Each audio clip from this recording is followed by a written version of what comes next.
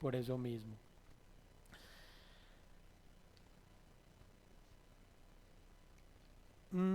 Ahora sí la clave. La clave me gustó mucho como lo cuenta Héctor Salcedo. Él dice, les voy a dar la fórmula para el ahorro. La clave es muy simple. El problema va a estar en ponerla en práctica. La clave del ahorro es que sus ingresos sean mayores que sus gastos y ese excedente usted lo pueda ahorrar e invertir. Es una fórmula muy sencilla. Sus ingresos deben de ser mayores que sus gastos y este excedente ahórrelo e inviértalo. Los ingresos, ¿usted qué debe de hacer? A quienes tienen la posibilidad es mirar cómo a lo que yo hago puedo darle un valor más alto. Por ejemplo, en el mercado laboral en el que yo estoy, ¿qué habilidad necesito yo adquirir para que me puedan pagar más por lo que hago? Por ejemplo, en el lado de los ingresos es cómo puedo darle yo más valor a lo que realizo, ¿cierto? A lo que el Señor me ha llamado a hacer. ¿Para qué? Para que me paguen más. Del lado del ingreso, necesito abrir esta brecha entre mis ingresos y mis gastos, ¿cierto? Abrir esta brecha. Del lado de los ingresos es qué habilidad puedo yo adquirir para que me paguen más. Ellos hablan que tristemente en Latinoamérica no hemos aprendido lo que dice Eclesiastés 10:10. En Eclesiastés 10:10 el autor nos exhorta a afilar el hacha. Si usted tiene una hacha amolada, usted va a necesitar más fuerza, golpear más duro. Mientras que si usted tiene esa hacha mejor afilada, pues usted va a cortar con menor esfuerzo, ¿cierto? Es lo mismo que pasa en el mercado laboral, ¿cierto? Sin olvidar lo que aprendíamos la semana pasada y antepasada acerca del trabajo. No se nos puede olvidar la parte de Dios en el trabajo. Las habilidades, el éxito y los ascensos los da Dios, por más que el hombre piense que depende de Él. Obviamente tenemos una responsabilidad y debemos de hacer todas las cosas como para el Señor. Pero siempre las habilidades, el éxito y los ascensos provendrán de Él. Bien, entonces del lado de los ingresos, ¿qué tenemos que hacer para abrir esta brecha? ¿Cómo mejoro esos ingresos? ¿Cierto? Y del lado del gasto, muy importante. 3 pilares, muy importante. Lo primero, la clave del déficit, capítulo 2 del libro. Tenga contentamiento. Dese cuenta que el Señor es su plenitud.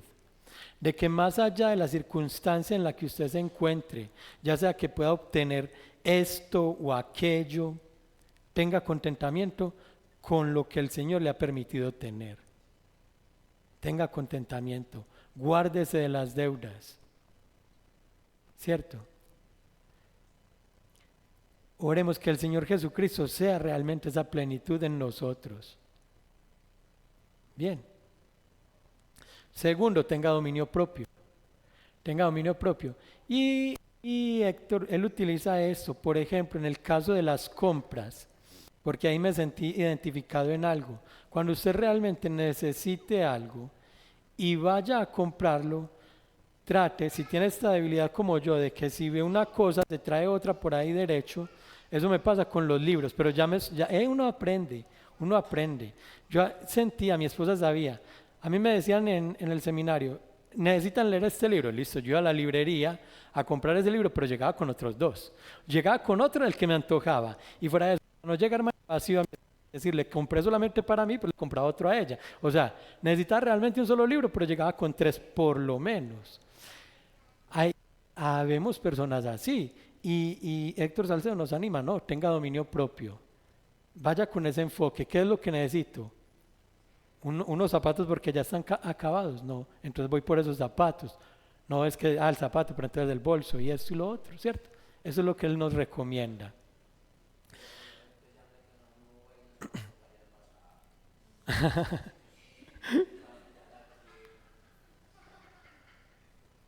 Sí, bien. Vamos a ver entonces, estamos hablando de la clave del ahorro. La clave del ahorro es que nuestros ingresos sean mayores que nuestros egresos y ese remanente ahorrarlo e invertirlo. Del lado del ingreso es cómo los voy a aumentar, qué habilidad necesito adquirir para aumentar mis ingresos. Y del lado de los gastos, entonces primero tenga contentamiento, segundo tenga dominio propio y tercero tenga un presupuesto. Tristemente, según esas encuestas, las personas ricas son las que tienen presupuesto y tristemente quienes estamos por debajo son los que en menor escala tenemos un presupuesto, que ni siquiera muchas veces, como lo veíamos, ni siquiera sabemos en realidad cuánto debemos, ¿cierto?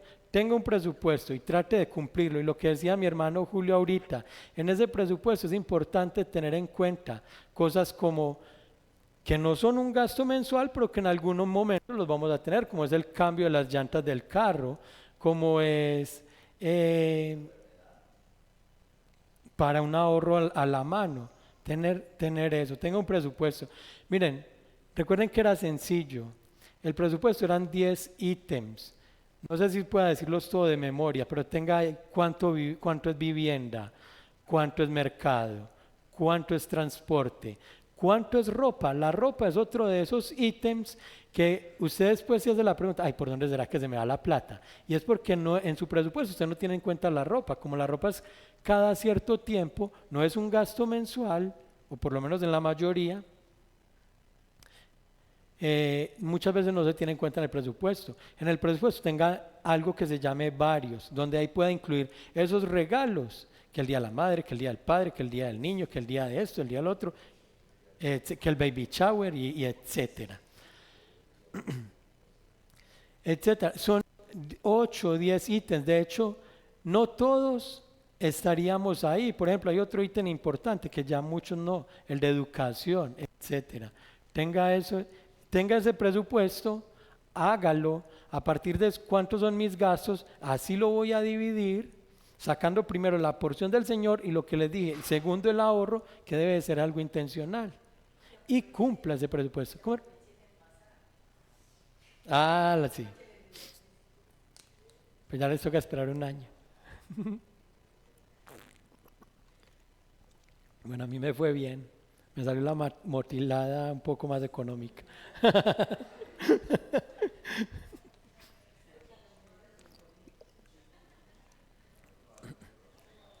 Sí, por eso aproveché con Tim. Muy bien. No sé, claros hasta ahí, con la clave del ahorro. Muy bien. En el tema de las inversiones, solamente leí algo, pero hay mucho material, sobre todo en esos podcasts de Héctor Salcedo. El tema de las inversiones se debe de tener en cuenta inicialmente 3 variables fundamentales. La primera es la cantidad que ahorra. Una cosa es decir, eso sí, no por el hecho de que no lo pueda hacer a ese nivel, no piense que no lo va a hacer, empiece por algo. Recuerden que el ahorro es una disciplina, demanda esfuerzo. Y piense en la meta, piense en los beneficios que podría adquirir comenzando a tener ese hábito, ¿cierto? Fundamental, 3 variables a la hora de hacer inversiones. ¿Cuál va a ser el monto? ¿Cierto? ¿Cuánto voy a ahorrar o a invertir mes a mes? Una cosa es meter 50,000, otra cosa es meter 100 o 200, ¿cierto? Entonces la primera variable fundamental es el monto. Segundo, los intereses que eso me va a generar. Y de hecho, entre un 6% y un 8% en un cierto periodo de 10, 20 años, se dar cuenta que esos intereses son el doble, de uno al otro. Y la tercera variable es la cantidad de tiempo. Y miren este ejemplo. No les traje la tabla completa, pero si lo quieren hacer, miren esto, es sorprendente, porque esas variables son tan fundamentales. Voy a contar el ejemplo, pero es para animarnos a comenzar a hacer un ahorro. Antes de que se me olvide, porque en el ejemplo voy a coger dos casos. Hágalo. Por más incluso avanzados en edad que pensemos que estamos, hagámoslo. De hecho, el Señor nos manda siempre que no sabemos el mañana. De hecho, el no ahorrar es presumir del mañana y el presumir del mañana es contrario a lo que el Señor nos manda. Miren estos dos ejemplos. Tenemos un caso A y un caso B. Un joven que comenzó a ahorrar a los 21 años. A los 21 años puso 1.000.000 de pesos anuales, ¿cierto? 21 años, 1.000.000, al siguiente año, otro millón, otro millón. Ahorró 8 millones de los 21 a los 29 años y los dejó en una cuenta, ¿cierto? Un joven que empezó de los 21 a los 29 años y solamente ahorró 8 millones, dejó ahí depositados. En el otro caso está una persona que empezó a los 29 años y ahorró año a año 1.000.000 hasta los 65 años. O sea, estuvo 37 años metiendo ese millón. Tan.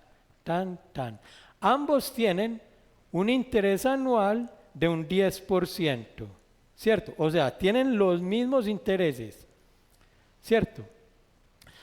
A los 65 años, a un interés compuesto del 10%, el muchacho que empezó a los 21 años va a tener 428 millones y mensualmente va a recibir poco más de 4 millones de pesos. 428 millones, el que empezó a los 21, terminó a los 29 y dejó la plata quieta ahí a un interés compuesto, o sea, intereses sobre intereses hasta los 65 años, ¿cierto? Quien empezó a los 29 y le metió hasta el final, hasta los 65 años, recogió 363 millones. O sea, estuvo 37 y 28, 60 millones de pesos más por encima del que empezó más rápido, aún habiendo dejado de invertir.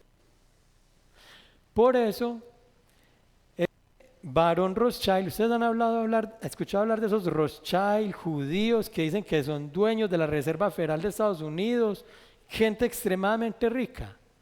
Ese hombre una vez le preguntaron que si conocía las 7 maravillas del mundo y él dijo: yo no conozco las 7 maravillas del mundo, pero sí conozco la 8ª maravilla y los beneficios que ella genera. Claro, es el interés compuesto. Albert Einstein decía que era la forma o la invención más grande para hacer riqueza que había. Albert Einstein, acerca de eso. El punto es, empiece a ahorrar, empiece a hacerlo ya. Es bíblico.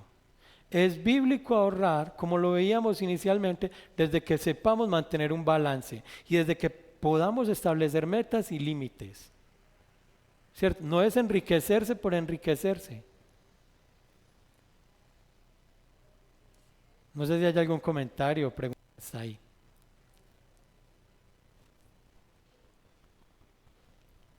¿Estamos?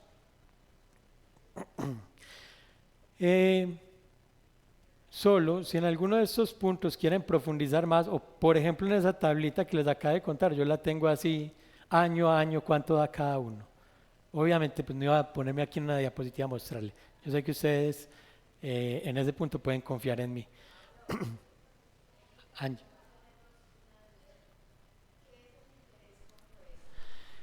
Puede haber, supongamos, usted el primer año tiene 1.000.000 a una tasa de un 10%, ¿cierto? Quiere decir que al final del año tiene 1.100.000.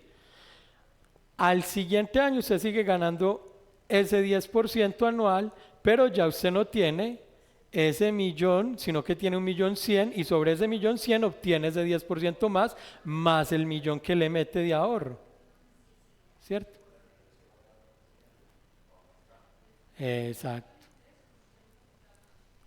exactamente. No lo está tocando. Exacto.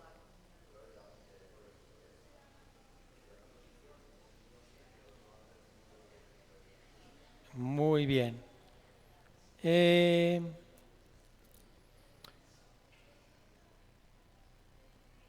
una vez, yo no sé si ustedes han escuchado hablar de un muchacho que se llama Juan Diego Gómez. Juan Diego Gómez Es un inversionista de acá de Antioquia, un hombre muy rico, tiene una firma de inversiones grande, tiene un libro, sabe mucho, pero una vez le escuché decir que no siempre, dice él, es necesario diversificar, pero la palabra de Dios sí nos manda a diversificar. ¿Por qué? Porque ninguna inversión va a ser segura, ni siquiera, como les decía ahorita, una propiedad. ¿Qué le pasó a muchos venezolanos? Tuvieron que regalar sus propiedades, ¿cierto? Ni el oro siquiera, ninguna inversión. Entonces, la palabra de Dios y nos da un ejemplo como el de la mujer virtuosa, cuyo enfoque estaba en su casa, pero al mismo tiempo, pues hacía cosas. Compraba un terreno, lo vendía, tenía un viñedo, sacaba producto de él, tenía textiles, confeccionaba y vendía, ¿cierto? Y miren, Eclesiastés 11, si no falla.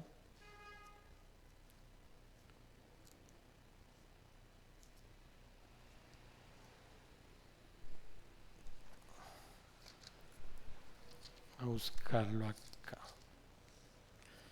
Eclesiastés del 1 en adelante. Echa tu pan sobre las aguas, que después de muchos días lo hallarás. Reparte tu porción con 7 o aún con 8, porque no sabes que el mal puede venir sobre la tierra. ¿Cierto? Por eso, el ahorro y la inversión es bíblico desde que la gente sepa mantener un balance. Muy bien. Diversifique, eso es muy básico. Les he dicho, si quieren indagar más, hay mucho material. Yo saqué solamente unas cositas muy preliminares. Ellos, todo el mundo, eso es cultura norteamericana. Esa gente siempre está pensando en el punto de diversificar, esa gente siempre está pensando en un seguro de vida, ¿cierto? Y eso es lo que nos recomienda a nosotros. Tenga, sabiendo su situación, en mi caso es muy importante un seguro de vida, porque si yo no estoy, el día de mañana queda mi esposa, los 3 niños. Entonces, dependiendo de cómo usted tenga un seguro de vida. Segundo, pague las deudas, especialmente aquellas de intereses más altos, como son las de tarjeta de crédito, créditos de consumo, ese que le ofrecen por las aplicaciones de bancos en el celular. Pague deudas. Primero, entonces, tenga un seguro, pague las deudas de alto interés. Tercero, acumule por lo menos un mes de salario para cubrir imprevistos, si es posible 2 o 3 meses. Cuarto, determine si necesita seguir ahorrando en caso de que sea usted un independiente. Quinto, adquiera, puede ser una propiedad, ¿cierto? Compre una casa. Y sexto, hasta donde anoté, busque cómo invertir. No necesariamente algo muy básico es un CDT, pero con un CDT usted por lo menos cubre la depreciación de la moneda al año. O mire, cosas como la bolsa. Héctor Salcedo dice, la verdad yo nunca he investigado, pero él dice que entrar a la bolsa genera más intereses que un CDT y que una persona desde cualquier nivel puede hacerlo. Es consultar, es hacer el ahorro como lo veíamos inicialmente y cuando lo tenga, pues mire a ver cómo puede invertirlo. ¿Estamos? Entonces yo creo que podemos orar. No sé si hay ya alguna pregunta, comentario. Mi hermano Julio que me ayuda a recordar, el monitor. Bien.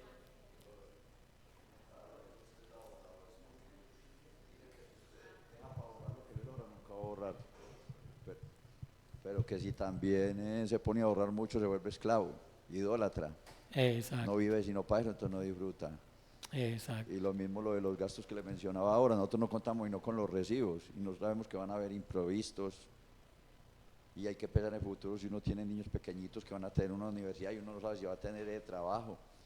Él por ahí ponía un ejemplo de una persona que decía que con unos bonos que le daban iba a comprar un carro, ¿sí me entiende? Entonces él decía que no sabe si le van a quitar el trabajo en mitad antes de llegar a diciembre y se Exacto. meta en esa deuda. Así es. Así es. Por eso, lo que dijimos, la deuda es lo contrario al ahorro, porque la deuda presume del mañana, mientras que el ahorro hace previsión para el mañana. Muy bien. Entonces oremos. Padre de los cielos, bendito Dios, alabamos, te bendecimos, Señor. Nuevamente te damos las gracias por este día. Gracias por el tiempo de escuela bíblica, bendito Dios. Gracias por tu palabra, por lo que nos enseñas a través de ella, Señor. Ayúdanos, bendito Dios, a ser buenos administradores de los recursos que has puesto en nuestras manos. Perdónanos las muchas veces que hemos faltado en estas áreas, Señor, como es en esta de comprometer recursos que aún no tenemos en nuestro bolsillo para adquirir cosas que realmente no necesitamos, Señor. Padre, que nuestro contentamiento siempre esté en ti, bendito Dios. Ayúdanos a poner por obra todas estas cosas. Padre, oramos por este resto de día, Señor. Oramos por el tiempo del servicio, Señor, que nos ayudes a estar con corazones y mentes dispuestas, haciendo con entendimiento todas las cosas. Dale sabiduría al predicador, a las maestras de escuela dominical, Señor, que seas tú a través de ellos edificando tu iglesia, bendito Dios. Oramos de manera especial también por nuestra nación, por este día de elecciones, para que puedan darse en completa normalidad, Padre de los cielos, y que seas tú poniéndonos un gobernante, Señor, que en la medida de lo posible se conduzca con principios bíblicos, bendito Dios. Padre, te damos gracias, Señor, y en Cristo Jesús nuestro Señor y Salvador oramos. Amén.